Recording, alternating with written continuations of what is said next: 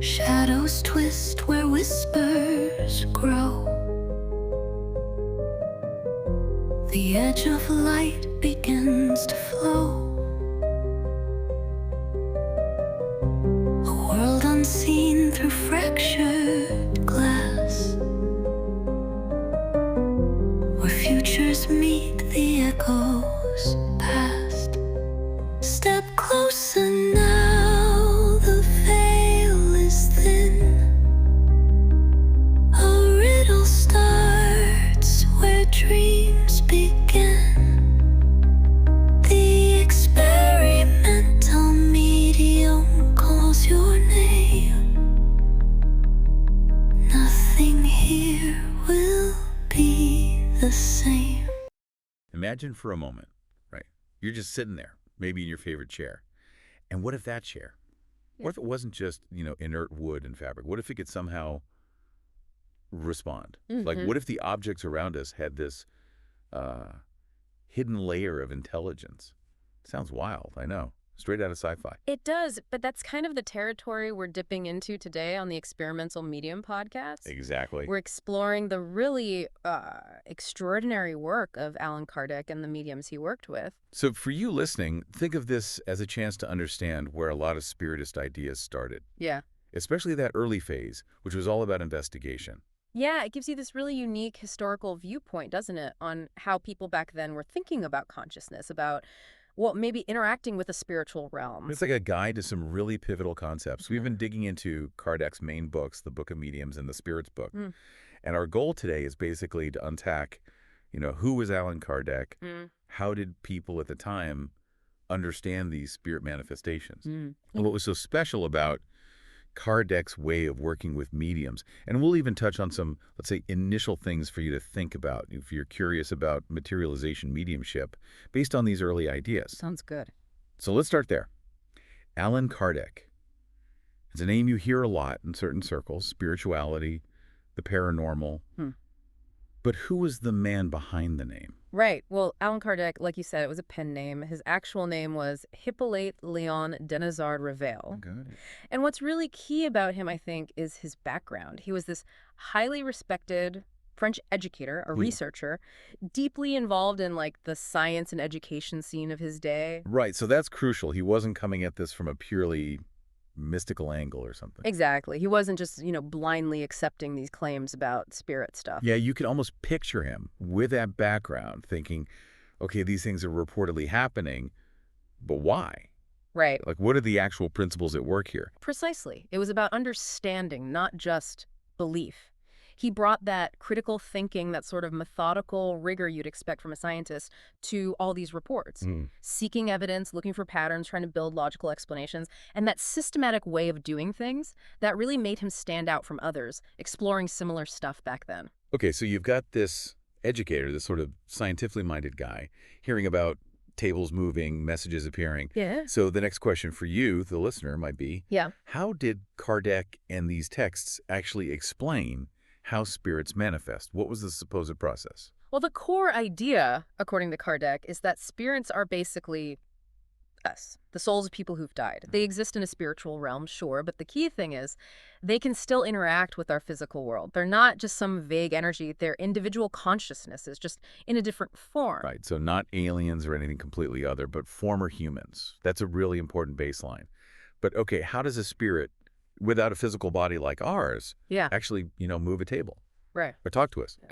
Okay. This is where the concept of the paraspirit comes in. It's central. Paraspirit. Think of it as like a very subtle kind of energetic layer or mist around the spirit, a semi-material envelope. It's the go-between. The bridge. Exactly. The bridge between the spirit and the physical world.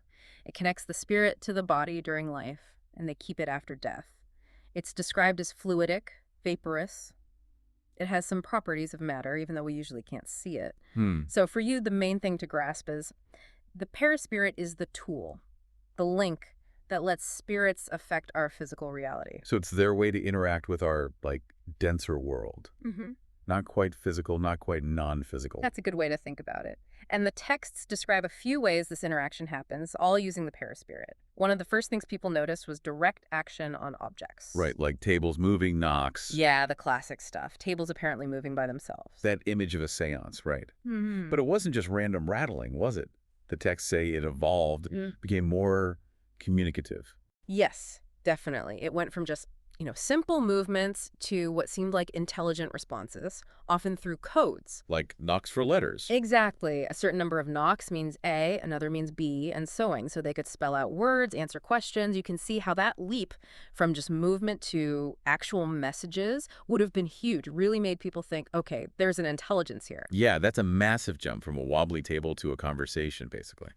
That's where the idea of some non-physical intelligence must have really taken root. Precisely. Once the movements started making sense, conveying meaning, the purely physical explanations just didn't seem to cut it anymore. It pointed strongly toward an intelligence separate from the people in the room. Okay, and what about apports? That's the term, right? Objects appearing out of nowhere or moving around inexplicably. How did the paraspirits supposedly work there? So the theory, as they understood it then, was that spirits could mix their own personal fluid. Think of that as part of their paraspirit, maybe a refined aspect with what they called the animalized fluid from a medium. Animalized fluid.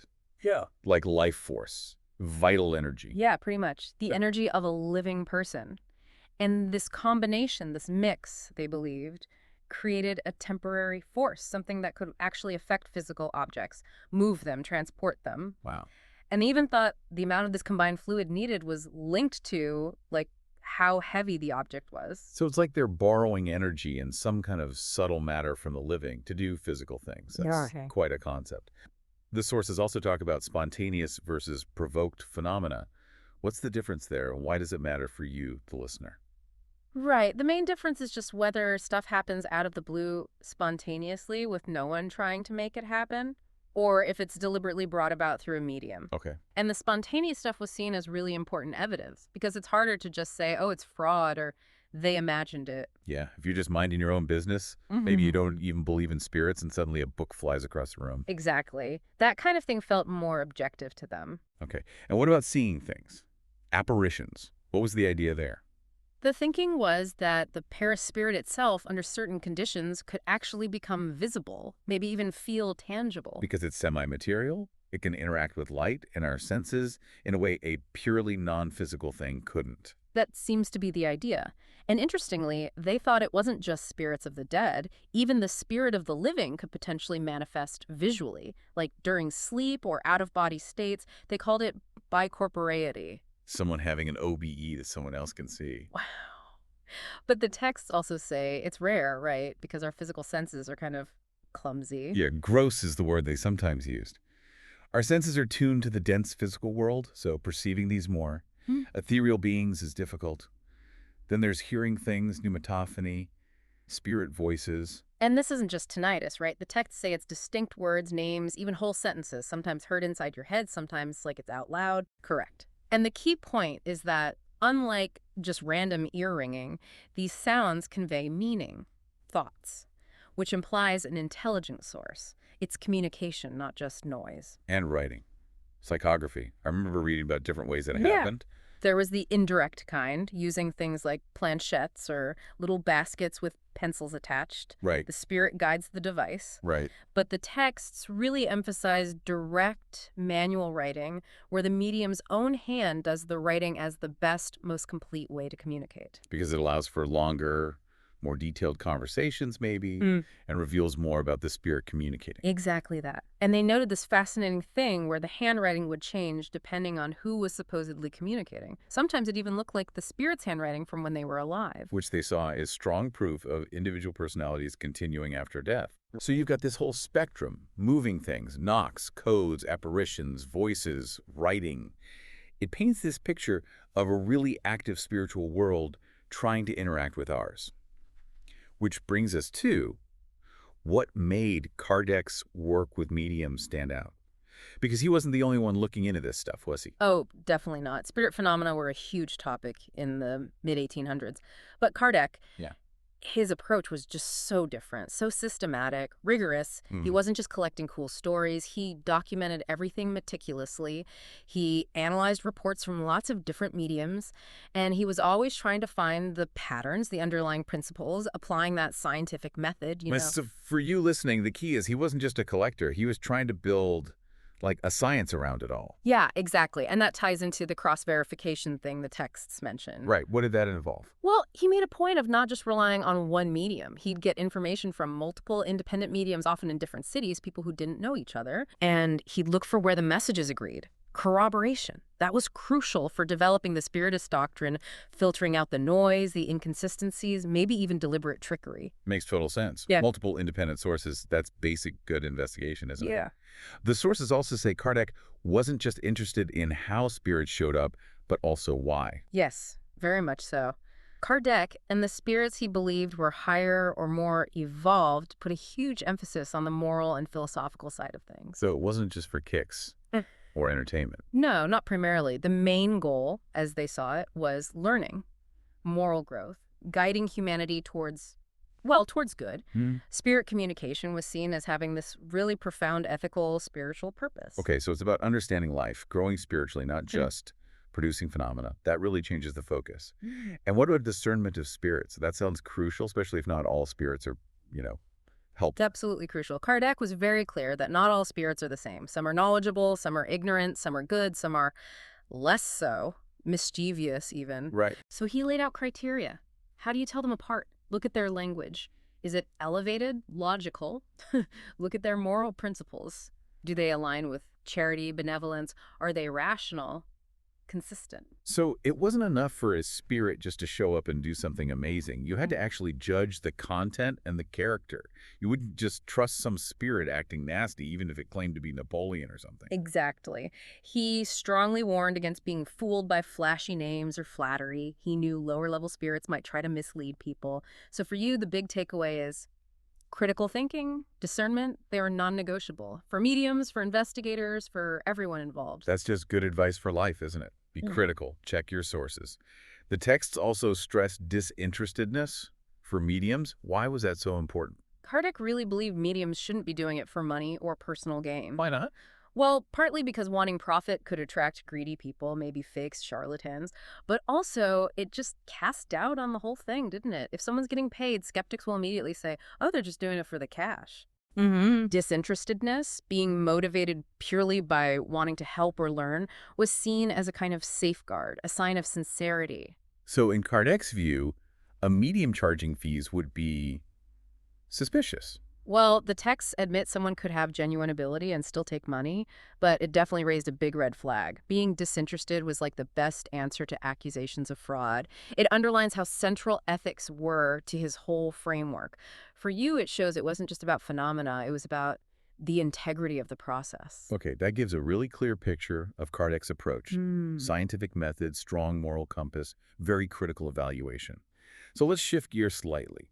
For you, the listener, if you're intrigued by maybe developing as a materialization medium, what could we take from Kardec's early work? Any guidance there? Okay, well, first off, you absolutely have to grasp that concept of the perispirit. We talked about that. Right, the semi-material link. Yeah. Understanding that is step one for even thinking about how any physical effect could happen, including materialization, although these specific books don't go super deep into materialization itself.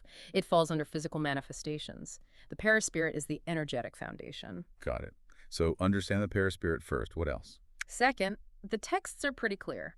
Mediumship, any kind, including the physical stuff, isn't something you just switch on. It develops gradually with practice, dedication. It's about building those fluidic links with the spirit world. Like any skill, really. It takes time, consistent effort. Okay, practice makes, well, maybe not perfect, but possible.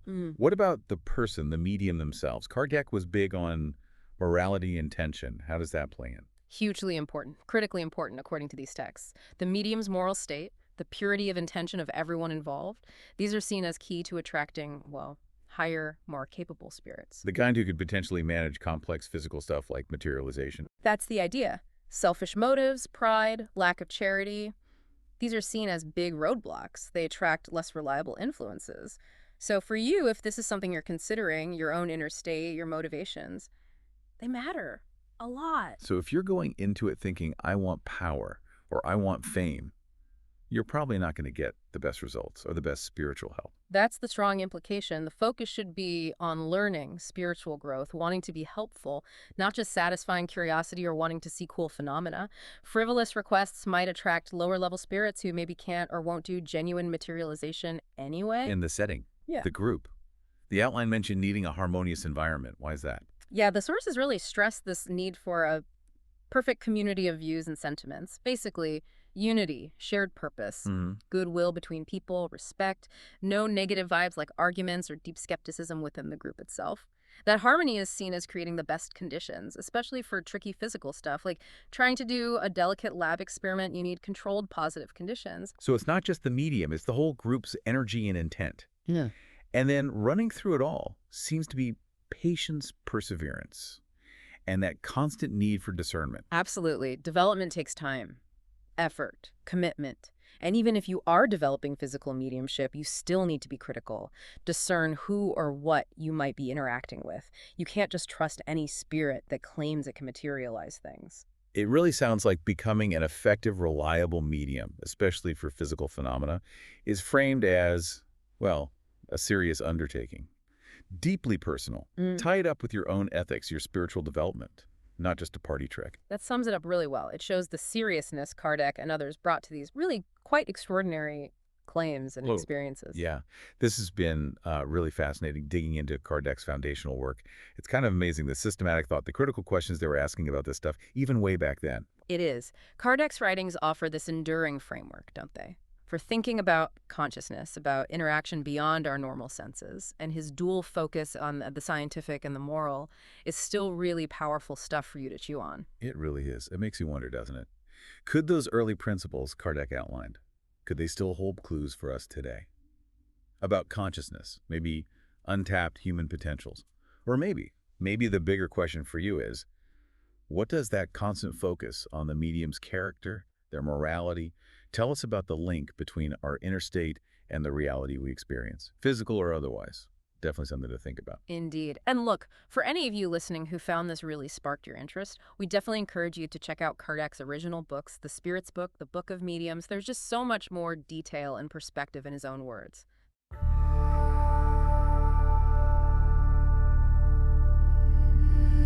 Whispers creeping through the haze, shadows dance in twisted ways, echoes hum from worlds unseen. This is where the strange convene. Step into the unknown mind, secrets hidden, twist and bind, truths that linger in between. Welcome to the spectral stream. A voice that stirs the silent night, guides you through the fading light. Journeys deep beyond the real, where unseen forces are revealed. Step into the unknown mind, secrets hidden, twist and bind,